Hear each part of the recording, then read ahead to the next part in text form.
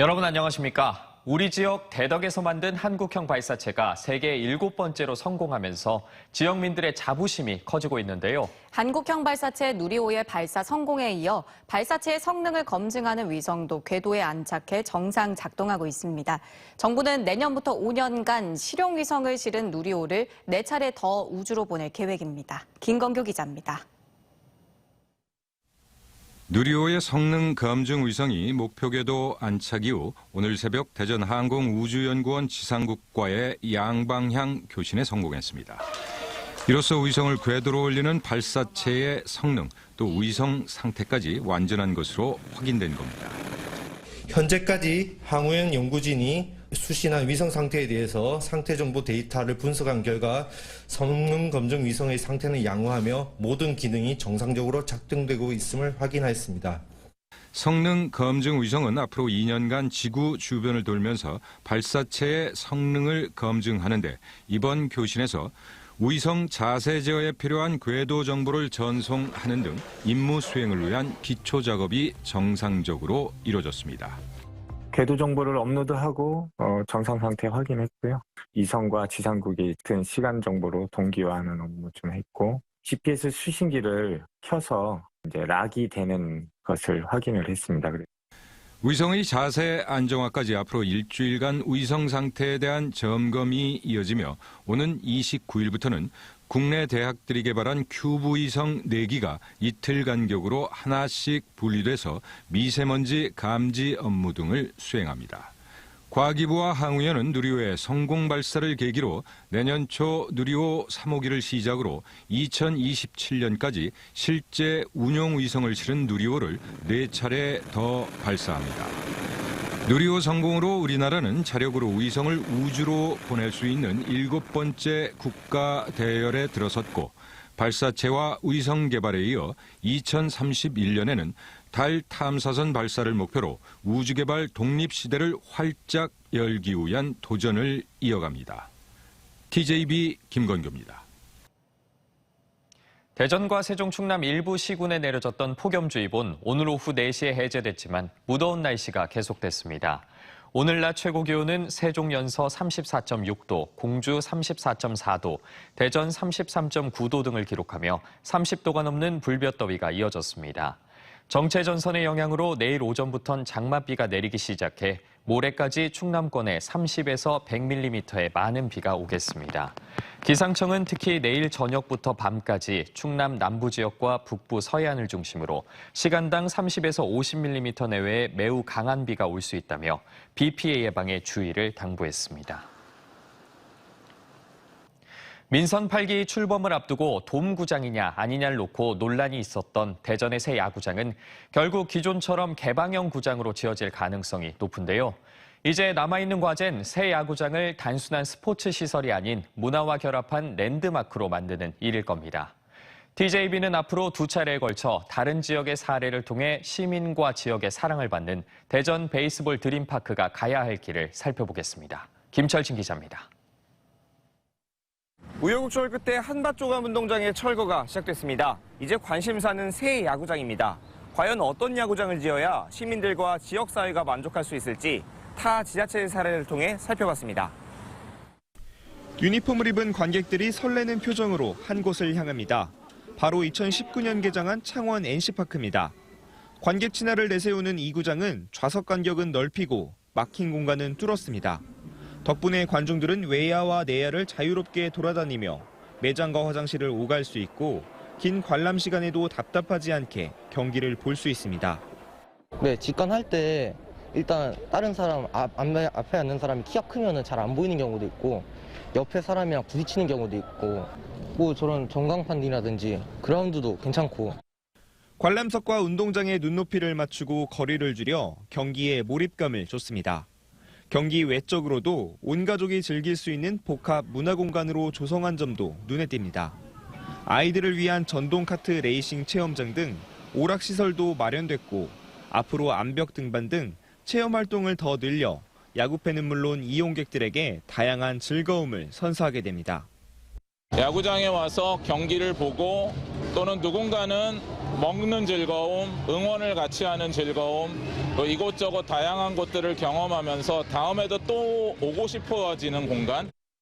기존 마산구장이 주지 못했던 쾌적한 시설과 다양한 경험은 관중 증가로 이어졌는데 경기당 6천여 명이던 평균 관중 수는 개장 첫 해 9,800여 명으로 50% 이상 증가했습니다.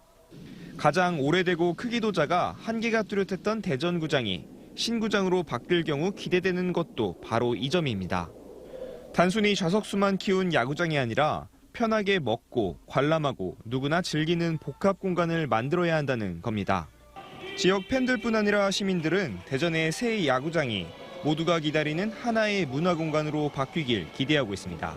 TJB 김철진입니다.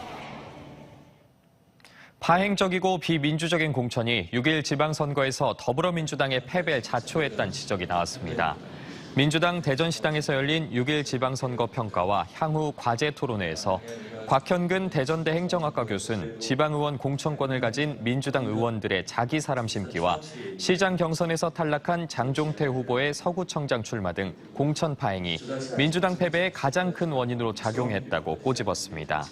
토론회에 참석한 장종태 전 서구청장도 민심과 당심 간의 간극을 왜 좁히지 못했는지 생각해보고 민주당이 혁신을 통해 변화된 모습을 보여야 한다고 밝혔습니다. 지난해 천안시는 10년 만에 인구가 감소세로 돌아서면서 도시의 성장이 멈추는 게 아니냐는 비관적 전망까지 나왔습니다. 부동산 규제가 가장 큰 원인으로 지목되자 김태흠 도지사 당선인과 박상돈 시장은 곧바로 풀겠다고 공약했습니다. 지방선거 이후 숨가쁘게 정부를 향해 해제를 요청해왔는데 이달 말 심의 결과를 앞두고 있습니다. 김세범 기자입니다. 삼성전자 입주 등 수도권 기업 유치로 천안의 인구는 지난 2010년 56만에서 거의 매년 1만 이상 늘어 2020년엔 68만 5,246명으로 정점을 찍습니다. 곧 70만 돌파는 물론 향후 100만 시대까지 언급됐지만 지난해 10년 만에 처음으로 349명이 줄었습니다. 코로나로 외국인 근로자 감소와 낮은 출산율도 원인이지만 부동산 조정 대상 지역 지정이 가장 크게 작용했다는 분석입니다. 아파트 등 주택 건립에 각종 규제가 얹힌 부동산 조정 대상 지정이 인구 유입을 막고 오히려 외지로 전출을 촉진했다는 겁니다. 부동산 조정 대상 지역 지정은 지난해부터 발효됐는데 실제 인근 아산에서 2020년엔 800여 명이 천안으로 더 유입됐지만 지난해는 오히려 4,300여 명이 빠져나간 겁니다. 박상돈 시장은 재선 이후 곧바로 김태흠 충청남도 지사 당선 인구와 공동 대응에 나섰고 지난 14일엔 천안시가 16일엔 충청남도가 국토교통부에 부동산 조정 대상 지역 해제 요청서를 제출하며 정부를 최대한 압박했습니다.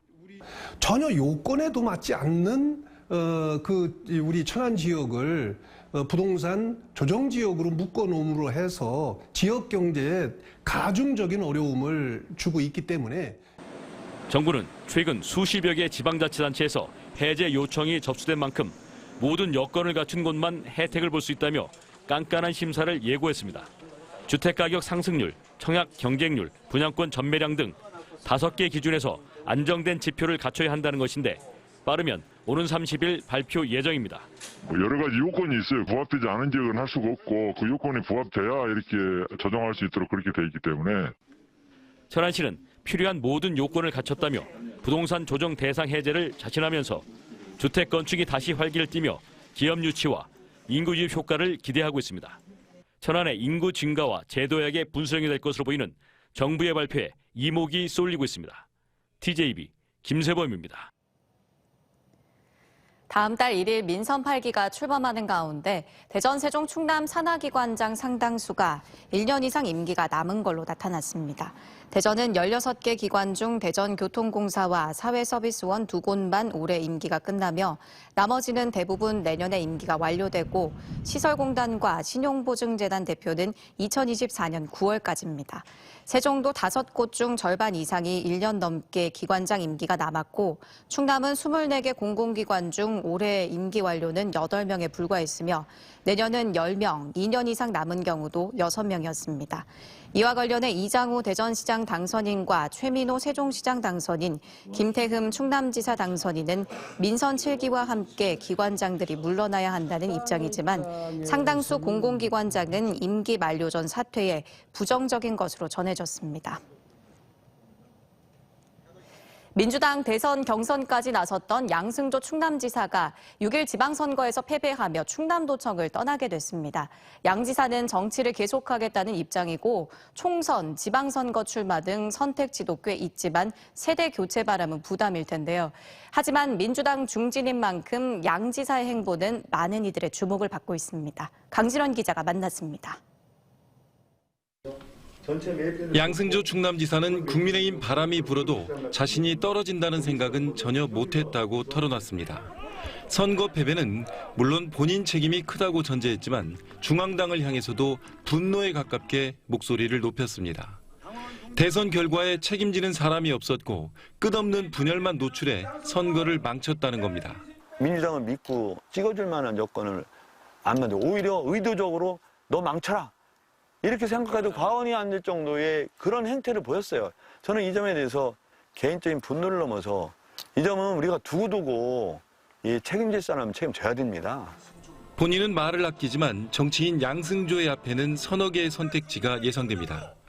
다음 총선에서 성비위 의혹이 불거진 박완주 의원 지역구인 천안 을에 출마하거나 4년 와싱 상담 뒤 도지사직에 다시 도전하는 겁니다. 하지만 60대 중반에 접어든 나이 탓에 후배들의 기회를 뺏는다는 역풍이 불 수 있습니다. 그래서 현재 거론 중인 대안이 8월 전당대회에서 당권에 도전하는 겁니다. 지도부에 들어가 당을 재정비하면서 그동안 취약했던 전국 지명도를 높이고 출마 명분을 쌓는 기회로도 활용하는 내용입니다. 이 경우 자연스럽게 2년 뒤 총선과 3년 뒤 대선 도전으로 이어질 수 있습니다. 양 지사는 정치를 계속하되 일정에 따라 대응하겠다고 밝혀 당권 도전이 유력한 행보로 보입니다. 제가 그냥 정계를 은퇴하거나 정치를 그만둘 생각은 전혀 없다. 그런 말씀을 드리고요. 아마 정치 일정에 따라서 대응해야 되지 않겠냐 생각이 드는데. 선거는 졌지만 여전히 민주당 중진이고 대통령의 꿈을 갖고 있는 만큼 양 지사의 행보는 지역과 중앙 정가에 적지 않은 영향을 미칠 전망입니다. TJB 강진원입니다. 충남대가 올해 초부터 한밭대와의 통합 논의를 진행 중인 가운데 통합이 대학 경쟁력 향상을 꾀한다는 연구 용역 결과가 나왔습니다. 3일 회계법인이 발표한 충남대 혁신방안 연구 용역에 따르면 환경인구 감소로 거점 국립대도 어려움이 예상된다며 통합이 하나의 대안으로 제시됐습니다.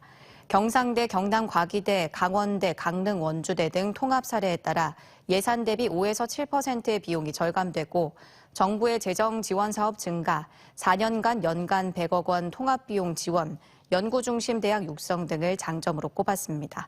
한편 제9대 총장 선거를 앞두고 있는 한밭대에서는 송복섭, 임재학, 오용준 한밭대 총장 후보들이 구성원들의 동의를 전제로 통합에 찬성해서 충남대 한밭대 통합에 힘이 실리고 있습니다. 윤석열 정부의 지방시대와 지역의 과제를 주제로 지역정책 포럼이 대전 기독교 연합봉사회관에서 열려 교수와 전문가들이 대전시장직 인수위원회에 바라는 정책이 논의됐습니다. 이 자리에서는 도시철도 2호선 조기 완공과 도시철도 3에서 5호선 동시 추진 공약에 따른 대전시 사업비 확보 문제와 수도권에 대항하는 새로운 중심지로 대전 세종 통합, 세계적인 비즈니스 창업을 위한 제2연구단지 건설 등이 제안됐습니다. 경찰청 정기인사에서 충남경찰청장에 임명된 김갑십 치안감은 신속 공정한 사건 처리로 도민 안전을 확보하며 업무 처리에서 발생하는 과오는 철저히 보호하고 과감히 면책하겠다고 밝혔습니다. 예산이 고향인 김 청장은 경찰대학 4기 출신으로 서울청 수사과장과 경찰청 국가수사본부 사이버수사국장 등을 거쳤습니다. 이달 임기를 마치는 제11대 충남도 의회가 직전 10대 의회에 비해 활발한 의정 활동을 한 것으로 나타났습니다. 11대 의회의 의원 출석률은 96.7%로 10대 의회의 93.6%와 비교해 3.1%포인트 높았고 1인당 조례 발의 건수는 24.1건으로 10대 6.1건에 비해 월등히 많았습니다. 또 4년간 모두 33번 491일의 회기를 운영해 1,494개 안건을 처리했고 500건의 도정 질문과 378건의 5분 발언을 가졌으며 국민권익위원회 종합청렴도 평가에서 지난 2019년부터 3년 연속 우수 등급을 받았습니다. 충남도 의회는 오늘 결산 기자회견을 갖고 11대 의회는 양과 질적인 면에서 모두 한 차원 높은 의정을 구현했다고 자평했습니다. 어젯밤 9시 20분쯤 금산군 추부면의 한 주택에서 불이 나 안에 있던 20살 여성 한 명이 숨진 채 발견됐습니다. 불은 98제곱미터 규모 주택 한 동이 전소시킨 뒤 소방서 추산 1,300만 원의 피해를 내고 2시간 20여 분 만에 꺼졌습니다. 경찰과 소방당국은 정확한 화재의 원인을 조사 중입니다. 대전 하나시티즌이 K리그2 1위 팀 광주FC와 비기며 홈 18경기 무패 신기록을 이어갔습니다. 어제 저녁 7시 대전 월드컵 경기장 홈 경기에서 대전은 전반 34분 광주 김종우의 헤더로 선제골을 내줬지만 후반 19분 대전 공민현이 밀어준 패스로 이현식이 골망을 흔들며 동점을 만들었습니다. 이번 무승부로 대전은 승점 1점을 얻어 1위 광주와의 승점 차는 9점으로 유지됐습니다.